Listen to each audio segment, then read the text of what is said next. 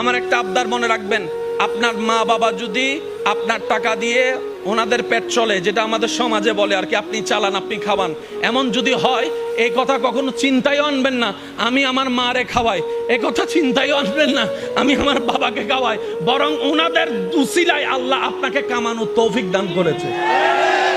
মনে রাখবেন, মা বাবার জন্য প্রতি মাসে আপনার সামর্থ্য অনুযায়ী কিছু খরচ রেখে দিবেন।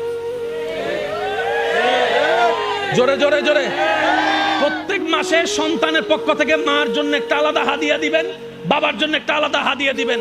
ওনাদের যেন চাইতে না হয়, বুক ফুলায় কাজ করেন। মার জন্য দেন, বাবার জন্য দেন। ঘরে বউ থাকলে বউকে বলেন, ও বউ, তোমার মা বাবা রেখে আসছো, আরেক মা বাবা এখানে আছে, আমি আমার জন্মদাতা মা বাবারও খেয়াল রাখবো। ওই মা বাবার কারণে যে তোমাকে পেয়েছি, ওই মা বাবারও খেয়াল রাখার চেষ্টা করব।